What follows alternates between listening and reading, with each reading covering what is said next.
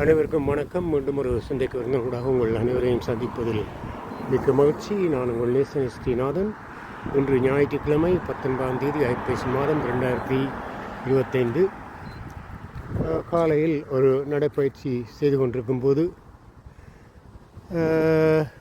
உங்களோடு எதை பகிர்ந்து கொள்ளலாம் என்ற ஒரு சிந்தனை ஏற்பட்டது. அந்த வகையில் இந்த இயற்கையை பற்றி சற்று சிந்தித்து பார்த்தேன். இந்த இயற்கை என்பது, இப்போது நான் இதை உங்களோடு பேசிக்கொண்டிருக்கும் இடம் ஸ்காப்ரோ டொரண்டோ எனும் பகுதியிலிருந்து பேசிக்கொண்டிருக்கிறேன். இந்த இயற்கையை பாருங்கள். இதுவரை சமராக கோடை காலமாக இருந்தது. இப்போது இலைகள் எல்லாம் பழுத்து மஞ்சள் சிவப்பு என்ற அந்த இலையுதிர் காலம், ஓட்டம் என்று சொல்வார்கள், இலையுதிர் காலம் இப்போது தொடங்கி விட்டது. கனடாவில் எல்லா இடங்களிலும் அல்ல, கனடாவில் நாம் இருக்கும் பகுதியில் இப்போது இந்த நிலைமை தொடங்கிவிட்டது. இதை பார்க்கும்போது இந்த இயற்கையின் ஏற்பாட்டை பாருங்கள்.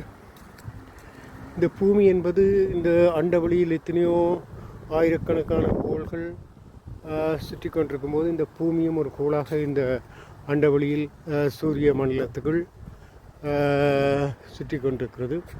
இதில் நாம் அறிந்தவரை 9 கோள்கள் இருப்பதாக சொல்லப்பட்டாலும் இந்த பூமியில் மட்டும்தான் மனிதர்கள் வாழக்கூடியதாக இருக்கிறது. மனிதர்கள் மட்டுமல்ல, உயிரினங்கள் வாழக்கூடியதாக இருக்கிறது. காரணம், இந்த பூமி சூரியனை சுற்றும் பாதை, அந்த சூரியனில் இருக்கும் தூரம், அதன் அடிப்படையில் அதனுடைய சூழ்நிலை, வெப்பநிலை, காலநிலை போன்றவைகள் இதற்கு சார்பாக இருப்பதனால் இந்த உயிரினங்கள் வாழக்கூடியதாக இருக்கிறது. ஒரு கொஞ்ச தூரமாவது சூரியனு கிட்டவோ அல்லது எட்டவோ இந்த பூமி நகரமாக இருந்தால் பூமியின் வெப்பநிலை அதிகளவு மாற்றங்களை உண்டாக்கும். இந்த வெப்பநிலை மாற்றம் ஏற்பட்டு வெப்பநிலை அதிக கூடினாலோ அல்லது குறைந்தாலோ இந்த உயிரினங்கள் இந்த பூமியில் வாழ முடியாத ஒரு சூழ்நிலை ஏற்படும் என்பதை நாம் உணர்ந்து கொள்வோம். காரணம், ஒரு சீரான வெப்பநிலை இருந்தால்தான் உயிரினங்கள் இங்கு வாழ முடியும் என்பது பெரும்பாலும் எல்லோருக்கும் புரியக்கூடிய ஒன்று. எனவே இந்த இயற்கை ஒரு சமநிலையில் இந்த கோள்களை எல்லாம் வைத்திருப்பதனால்தான் இந்த இயக்கம் சீராக நடைபெறுகிறது. இந்த சீரற்ற தன்மை ஏற்படுமாக இருந்தால் உயிர்களெல்லாம் மறைந்து அழிந்து போகக்கூடிய ஒரு சூழ்நிலை தான் வரும் என்பது நாம் விஞ்ஞான ரீதியாக அறிந்து கொண்டு, அந்த வகையில் இந்த இயற்கையின் சமநிலையை பேணுவதற்குரிய அந்த ஆற்றலும் சக்தியும் நமது கண்களுக்கு தெரியாத ஒன்றாக இருப்பதனால் அந்த ஆற்றலைத்தான் நாங்கள் கடவுள் என்கிறோம். அவரவர் ஒவ்வொரு தேசங்களில் தங்கள் மதங்களுக்கேற்ப ஒவ்வொரு விதமான கடவுளாக சிருஷ்டித்து வணங்கி கொண்டிருக்கிறார்கள்.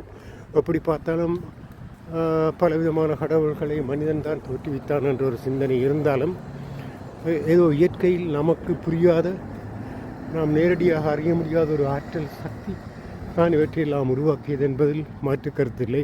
அந்த பொதுவான சக்தியைத்தான் நாம் கடவுள் என்று கொள்கிறோம். அதில் தப்பில்லை, அதுதான் உண்மையும். எனவே கடவுள் என்றது ஒரு சக்தி, ஒரு ஆற்றல், அதுதான் இந்த இயற்கையை சிருஷ்டித்து இருக்கிறது என்பது உண்மை.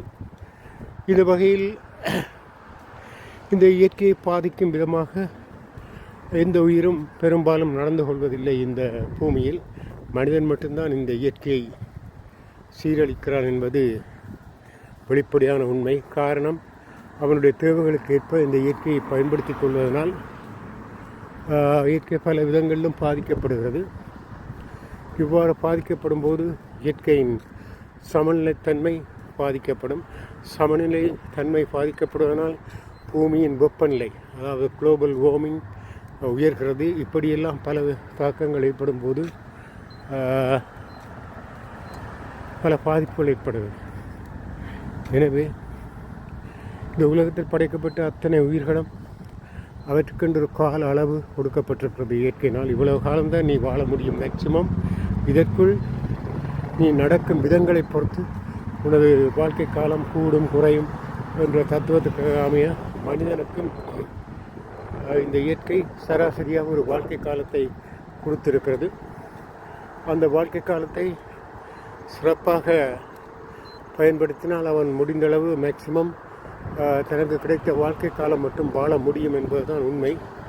அதை சரியாக பயன்படுத்தாவிட்டால் அவருடைய வாழ்க்கை காலம் குறைந்து குறுகிய காலத்தில் மரணத்தை சந்திக்க வேண்டி வரும்.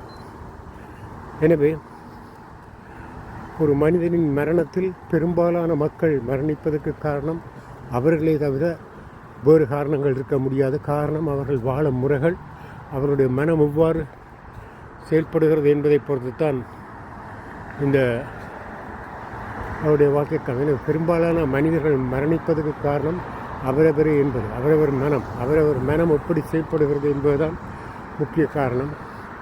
இதைவிட வேறு காரணங்களும் இருந்தாலும் மனம் உண்டானால் இடம் உண்டு என்ற தத்துவத்துக்கு அல்லது பழமொழிக்கு இணங்க மனிதன் வாழ்ந்து முடிகிறான் என்பதுதான் உண்மை. எனவே இதை கேட்டுக்கொண்டிருக்கும் மக்களே, வயது போனவர்களே, 65 வயதுக்கு மேற்பட்டவர்களே, உங்களுக்கு அந்த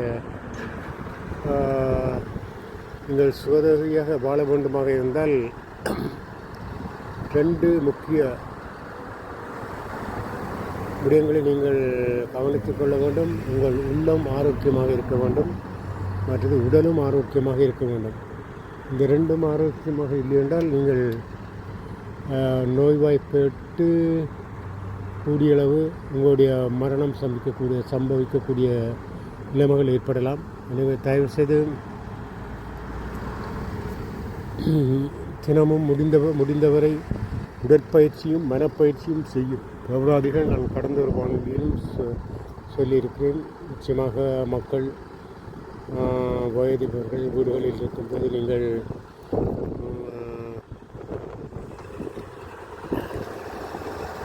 இருக்கும்போது நீங்கள் உடற்பயிற்சியோ மனப்பயிற்சியோ செய்யாமல் அப்படியே முடங்கி கிடப்பது தவறான விஷயம். உங்களுக்கு பலவிதமான பாதிப்புகளை உங்கள் உடல் ரீதியாகவும் மன ரீதியாகவும் ஏற்படுத்தும் நிலைமைகள் உண்டாகலாம். எனவே காலையில் முடிந்தவரை எழும்பி உடற்பயிற்சி செய்யுங்கள். உடற்பயிற்சி என்று செய்யும்போது வயது போனவர்கள் நிச்சயமாக நீங்கள் கடினமான உடற்பயிற்சியை செய்யாது நடைப்பயிற்சி செய்யுங்கள். அந்த நடைப்பயிற்சி உடலை சீராக்கி உடல் இரத்த ஓட்டத்தை சீராக்கும். அதே மாதிரி மனப்பயிற்சி என்பது ஏதாவது ஒன்றை வாசியுங்கள், அல்லது ஏதாவது ஒன்றை சிந்தியுங்கள், அல்லது ஏதாவது ஒன்றை மனதால் யூகித்து செய்யுங்கள். இவ்வாறு மனதாலும் உடலாலும் பயிற்சி செய்யும் போது வாழ்க்கை ஒரு ஆரோக்கியமானதாக அமையும் என்பதை கூறிக்கொண்டு இன்று நான் நடைப்பயிற்சி செய்து கொண்டிருக்கிறேன். அந்த வகையில் நீங்கள் இதை பார்ப்பவர்கள், ஒரு மனிதனுக்கு பயிற்சி முக்கியம், உடற்பயிற்சியும் மனப்பயிற்சியும் முக்கியம் என்றால்தான் மூளை. இப்போ நீங்கள் ஒரு கத்தியை புதுசாக வாங்கி அதை பாவிக்காமல் ஒரு உரப்பில் அல்லது ஒரு கிடக்கையில் போட்டு நீண்ட காலமாக விட்டால் என்ன நடக்கும்? அது கூறிழந்து போகும். அதே போல் உங்களோட மூளையையும் சிந்திக்காமலோ அல்லது அப்படியே வைத்திருந்தால் என்ன நடக்கும்? அது எதுவும் வளம் இழந்து திறன் இழந்து போகும் என்பதைத்தான் இங்கு நான் முக்கியமாக கூறுகிறேன். எனவே நிச்சயமாக சிந்தனைக்கும் சிந்திக்கும் விதமாக பயிற்சி மூளைக்கு கொடுங்கள். அதே மாதிரி உடல் பயிற்சியையும் தினமும் தவறாது உங்களுக்கு ஏற்ற வகையில் செய்து கொள்ளுங்கள். வாழ்க்கையில் மனமும் உடலும் ஆரோக்கியமாக இருந்தால் தான் நீங்கள் இயற்கை தந்த காலம் வரை ஆரோக்கியமாக இருந்து உங்கள் வாழ்க்கையை சிறப்பாக முடிக்க முடியும் என்று கூறிக்கொண்டு மீண்டும் ஒரு சந்தர்ப்பத்தில் உங்களை சந்திக்கும் வரை விடைபெற்றுக் கொள்வது உங்கள் நேசன் ST நாதன். நன்றி.